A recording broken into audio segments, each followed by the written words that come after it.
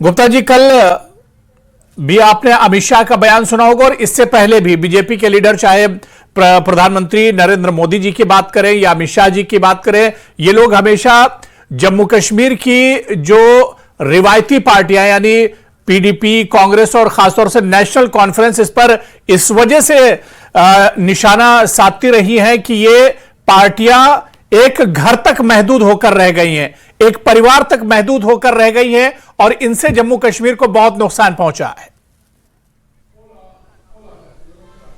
बड़े दुख की बात है कि एक इतने बड़े पद पे बैठे हुए जी इंसान ये बात कहे कि डेमोक्रेसी के अंदर परिवारवाद को हवा देना नुकसानदेह है, तो मैं समझता हूं ये गलत बात है। क्योंकि इलेक्शन हो रहा है, वोट डालते हैं लोगों की अदालत में जाते हैं, चाहे परिवार के हो चाहे गैर परिवार के हो, लोग फैसला करते हैं कि साहब हमने वोट किसको देना है। और सबसे बड़ी बात यह है, जो ये कह रहे हैं परिवारवाद की भाषा बोल रहे हैं, जो खुद शीशे के घरों में रहते हो वो दूसरे के घरों पे पत्थर नहीं मारा करते। पहले अपनी जो जनाब उमर साहब ने फरमाया है उसके अलावा मैं दर्जनों मिसालें दे सकता हूं। अभी रिसेंटली इन्होंने मैंडेट दिया है बांसुरी जी को न्यू दिल्ली से, वो कौन है? अनुराग ठाकुर, वो कौन है? मुझे आप बताइए, वसुंधरा राजे सिंधिया जी, वो कौन है? उनके भाई मिनिस्टर हैं सेंटर में, वो खुद चीफ मिनिस्टर रही हैं, बेटा राजस्थान असेंबली में है। तो उसके अलावा राजनाथ सिंह जी हैं, वो खुद ये डिफेंस मिनिस्टर हैं, बेटा लखनऊ में इसमें है, असेंबली में है। ऐसे में मैं आपको दर्जने मिसालें दे सकता हूं। लिहाजा ये लोगों की अदालत पर छोड़ देना चाहिए। लोग जिसको डेमोक्रेसी है, आप डेमोक्रेसी का मजाक मत उठाइए, या आपको डेमोक्रेसी पे यकीन नहीं है। अगर यकीन है तो छोड़ दीजिए लोगों पे। लोग किसको वोट देते हैं? जो लोगों के दिलों में रहता होगा, जो लोग पसंद करते होंगे, उनको वोट डालेंगे और वही मंत्री या वही आगे एमएलए या एमपी बनते हैं जिनको लोग चुनते हैं। लोगों की कोर्ट में चले गए हैं, वो लोगों की अदालत में छोड़ दीजिए। कोई क्या है, बेटा किसका या बहू किसकी है? आपके दर्जनों में मिसालें आपको दी है और दर्जनों दे सकता हूं। इसलिए अमित शाह जी को और ऑनरेबल प्रधानमंत्री साहब को इन बातों में नहीं उलझना चाहिए, लोगों पे छोड़ दीजिए। डेमोक्रेसी है, हर एक का फंडामेंटल राइट्स अपना है, बेटे का अपना है, बाप का अपना है। आप कहेंगे साहब एक ही जुमले के अंदर दोनों के फंडामेंटल राइट्स एक ही हैं, एक परिवार के एक ही सब कुछ हो सकता है? नहीं होता। डेमोक्रेसी में ऐसा नहीं होता। और आप तो दुनिया में ढिंढोरा पीटते हैं कि मुल्क की डेमोक्रेसी, हिंदुस्तान की डेमोक्रेसी दुनिया में सबसे बेहतरीन डेमोक्रेसी है। और ये बातें आपको कहना कि साहब वो जीत गया, वो हार गया, ठीक है, आपका परिवार बात क्या है, वो मैं समझता हूं ये बातें। रतन लाल गुप्ता जी बहुत बहुत ध्यान से आपको डॉक्टर निर्मल सिंह साहब सुन रहे हैं। डॉक्टर निर्मल सिंह जी, कितने सहमत हैं आप रतन लाल गुप्ता जी के बयान से, जिन्होंने कई मिसालें भी दी और बहुत इत्मीनान से अपनी बात रखी और उन्होंने कहा कि ये बातें और इसे सियासत से जोड़ना, सियासी खानदानी सियासत को, ये ठीक नहीं है। अबू रहरा जी, एक तो मैं आपका शुक्रिया अदा करूंगा और न्यूज़ 18 का शुक्रिया अदा करूंगा। एक बहुत ही बेसिक क्वेश्चन जो है, आप जो मुद्दा आपने उठाया है, जिस पर आप चर्चा कर रहे हैं, देखिए हम लोकतंत्र में हैं। इससे पहले यहां कॉलोनियल रूल था, यहां किंगशिप थी, राजा महाराजा बादशाह होते थे। बादशाह वो थे जिसका बेटा चाहे नालायक था चाहे कैसा भी था, वही राजा बनता था। और हमने सोच समझ के जो है लोकतंत्र को हमने स्वीकार किया। ब्रिटेन में फिर भी किंगशिप को रखा, चाहे वो नॉमिनल था, कॉन्स्टिट्यूशनल उसका पोजीशन थी। लेकिन भारत ने, गांधी जी, जवाहरलाल नेहरू जी जो कांग्रेस के जो बड़े थे, और उन्होंने सभी में, सरदार पटेल, इन्होंने जो है सोच समझ के, जो स्वतंत्रता सेनानी थे, इन्होंने ये तय किया कि नहीं लोकतंत्र होगा। और लोकतंत्र में इवन के प्रेसिडेंट ऑफ इंडिया भी जो है वो भी इलेक्टेड होगा। तो हमारा जो लोकतंत्र है उसकी ये स्पिरिट है ये मामला कॉन्स्टिट्यूशनल या लीगल नहीं है, ये मोरालिटी का है। ये ठीक है, रतनलाल गुप्ता जी एक सीनियर पॉलिटिशियन हैं, लेकिन मैं उनका बड़ा आदर करता हूं कि राइट टू वोट हर किसी का है। अगर कोई मेहनत करता है तो उसको जो है उसको काम करने का तरीका उसको जो है उसका हक है। लेकिन मैं कहूंगा कि परिवारवाद की जब जम्मू कश्मीर में बात करते हैं, जब देश में बात करते हैं, मुख्यतः 3 परिवारों की बात आती है। एक नेहरू गांधी परिवार, एक अब्दुल्ला परिवार, एक मुफ्ती परिवार। मैं कहूंगा इन तीनों परिवारों में गांधी परिवार को तो कहूंगा 1969 के बाद जब कांग्रेस का विभाजन हुआ, उसके बाद परिवार के बाद का शायद ही कोई जो है उसका प्रमुख रहा हो, जो है जो बड़े बड़े कैपेबल लोग थे उसमें।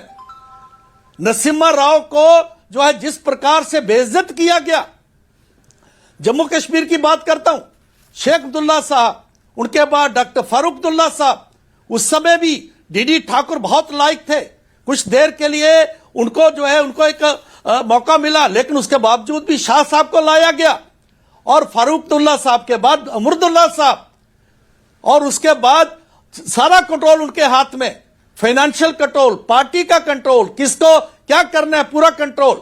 तो ये जो तानाशाही थी, और इसमें क्या फर्क है। मुफ्ती परिवार, मुफ्ती साहब, अब मैंने उनके साथ डिप्टी सीएम रहा हूं, मैं उनकी इज्जत करता हूं, मैं महबूबा जी की इज्जत करता हूं, लेकिन पूरा कंट्रोल पहले मुफ्ती साहब के पास था, उसके बाद महबूबा जी के पास था। इसका मतलब यह नहीं है कि यहां पर और कोई लाइक लोग नहीं थे, लेकिन भारतीय जनता पार्टी की इन्होंने जो उदाहरण दिए, मैं कहता हूं अगर बांसुरी स्वराज को अगर टिकट दी गई है तो सुषमा स्वराज जो है आज इस दुनिया में नहीं है।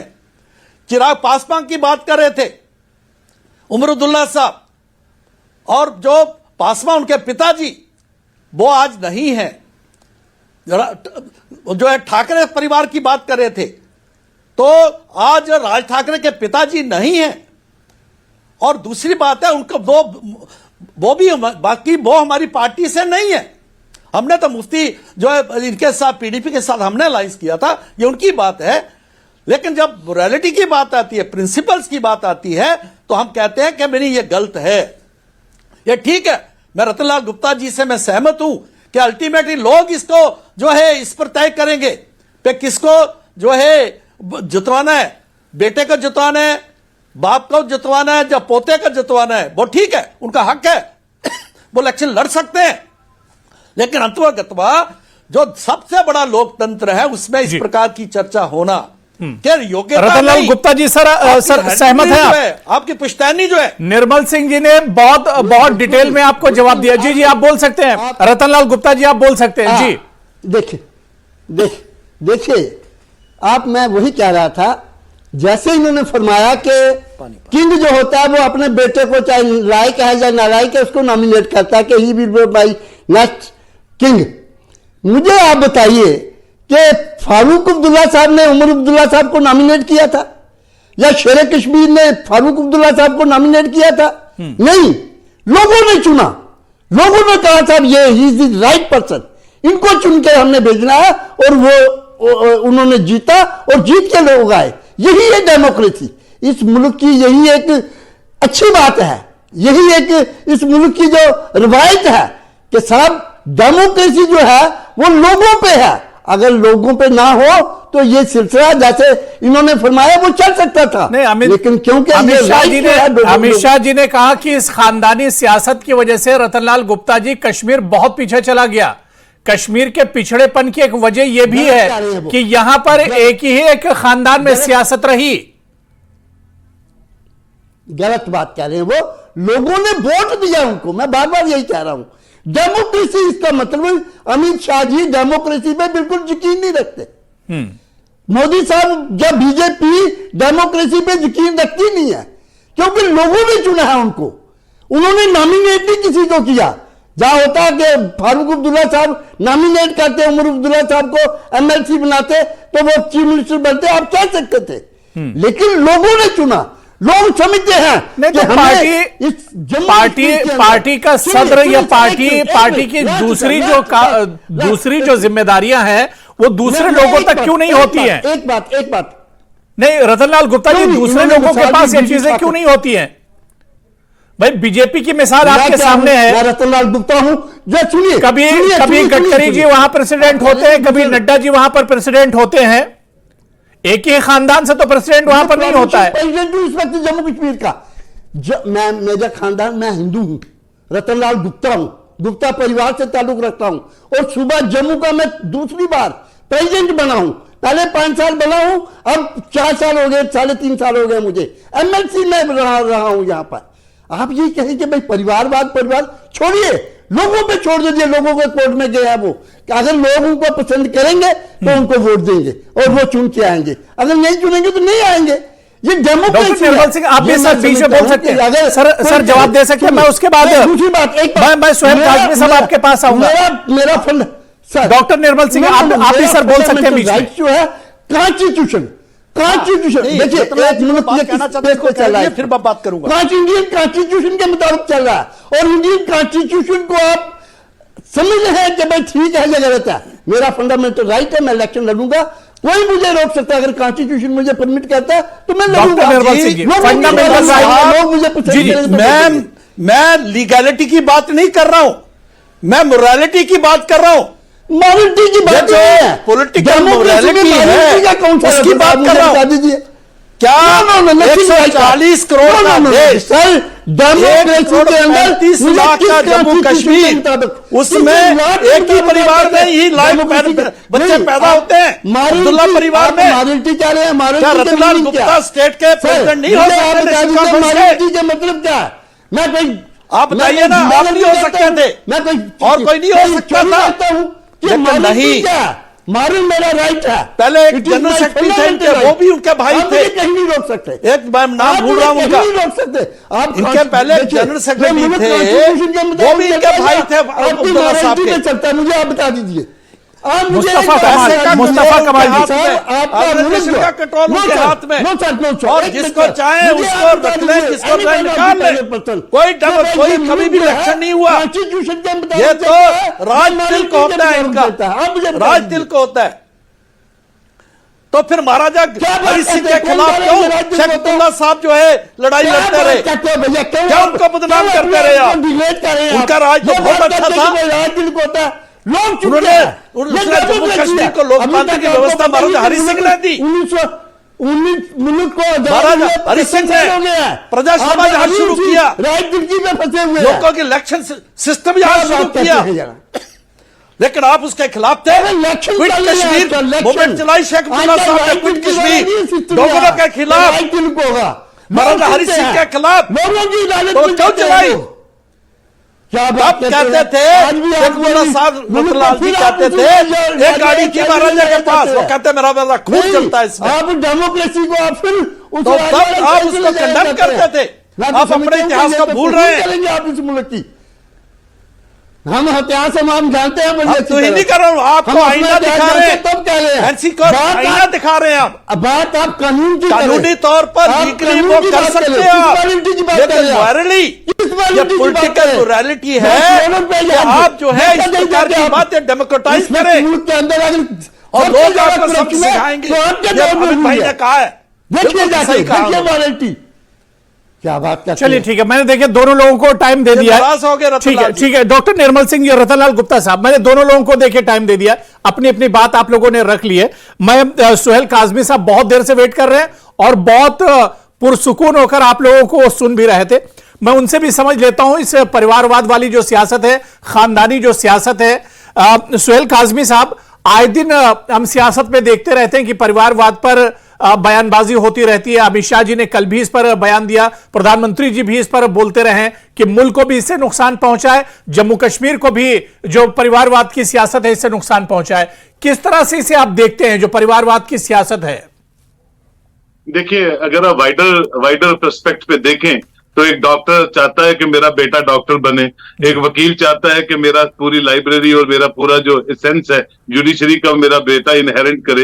ये संभाविक है कि एक पॉलिटिशियन भी चाहता है कि मेरा बेटा भी पॉलिटिक्स में आए, और अगर 2-3 बेटे हैं तो एक तो कम से कम पॉलिटिक्स में आए। ये तो संभाविक है, इसमें कोई दो राय नहीं है।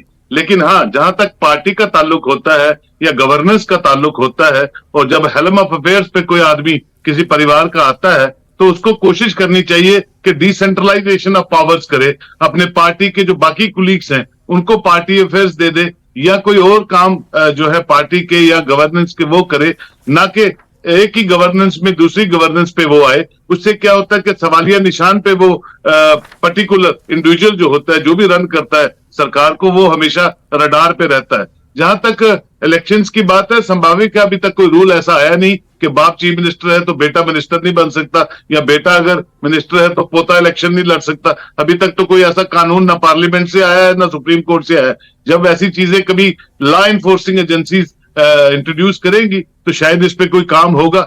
और अभी तक कोई ऐसी चीजें सियासतदानों के लिए हिंदुस्तान में कोई ऐसे कानून नहीं बने हैं कि भाई क्वालिफिकेशन क्या होनी चाहिए, क्या उसके पैरामीटर्स होने चाहिए। तो इस तरह से अपनी पॉपुलैरिटी का फायदा। बहुत सही बात आपने कही, लेकिन सर सवाल ये उठता है कि आप एक ऐसे समाज में रहते हैं जहां पर अगर एक खानदान ही सियासत करता रहेगा कि पहले दादा, फिर वालिद, और फिर उसके बाद बेटा, फिर उसके बाद पोता, तो फिर दूसरे लोग जो हैं जो इसकी अहलियत रखते भी हैं, उन्हें आखिर मौका कब मिलेगा? आप अगर इस चेन को तोड़ेंगे नहीं तो फिर दूसरे लोग जो इसके लिए लायक हैं भी, उन्हें मौका कब मिलेगा? देखिए अबू साहब, अगर बीजेपी ने ये कवायद तोड़ी है तो उसका फायदा भारतीय जनता पार्टी को होगा। अगर दूसरी पार्टी इस पे चलना चाहती है तो आप उनको रोक नहीं सकते हैं। और तीसरी पार्टी अगर न्यूट्रलाइज तौर पे आधे अपने रिश्तेदार और आधे बाहर के लोग चलाना चाहते, यही तो जमहूरियत है, यही तो एसेंस है जमहूरियत की। हर पॉलिटिकल पार्टी का अपना काम करने का नजरिया है, और हर पॉलिटिशियन का या सरबराह का पार्टी का उसका अपना तरीकाकार है पार्टी को चलाने का। लेकिन आप अपनी पार्टी में वो डिसिप्लिन रखिए, आप दूसरे को फोर्स नहीं कर सकते कि वो किस ढंग से अपनी पार्टी को या अपनी जमात को चलाना चाहता है। This is the real essence of the healthier democracy.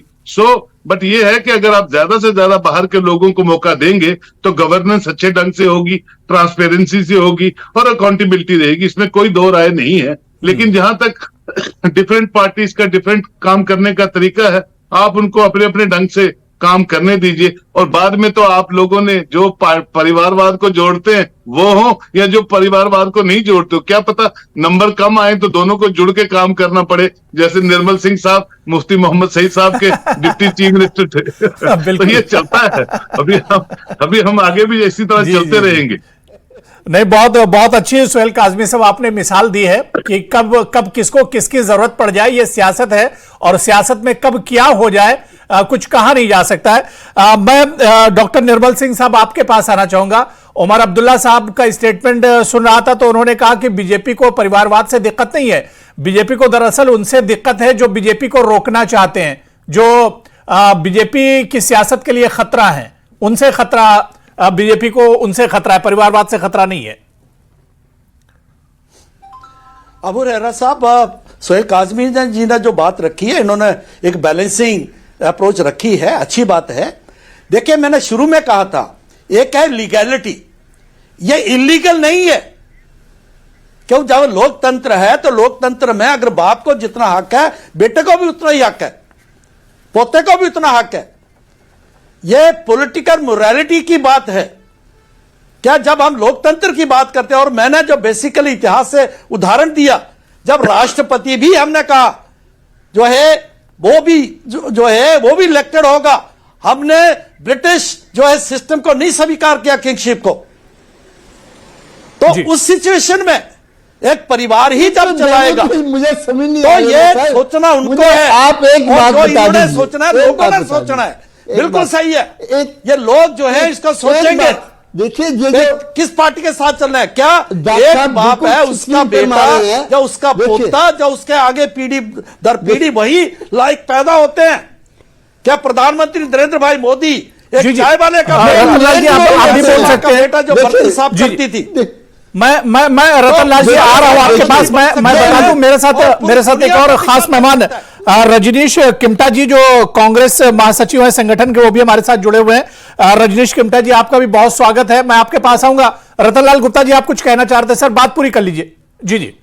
मैं सिर्फ ये कहना चाहता हूँ, देखिए ये डॉक्टर साहब ठीक फरमा रहे हैं। मेरी बात पूरी राष्ट्रपति भी चुन के आते हैं। देखिए, प्रधानमंत्री ये तो अंडर कॉन्स्टिट्यूशन है, ये तो अंडर कॉन्स्टिट्यूशन है। आप कौन सी नई बात कर रहे हैं मुझे? आज देखिए डॉक्टर साहब, नहीं आप बीच में मत बोलिए, ये आप कॉन्स्टिट्यूशन की बात कर रहे हैं। आप कह रहे हैं कि भाई इलेक्शन होता है, कॉन्स्टिट्यूशन में लिखा इलेक्शन होता है, तो आप साधारण नहीं बात क्या है, नहीं बात क्या है।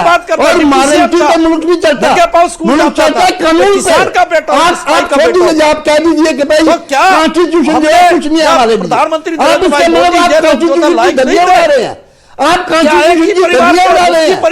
आप इसका मतलब यही हुआ कि आप मुल्क को मारंटी और अपने नाम पे चलाना चाहते हैं, अपने रास्ते से चलाना चाहते हैं, कॉन्स्टिट्यूशन को इग्नोर करना चाहते हैं। तो ठीक है, फिर इनारकी है, फिर ये तो मुल्क नहीं है, फिर आप मुल्क को नहीं चला रहे हैं, आप इनारकी के दौर में गुजर रहे हैं।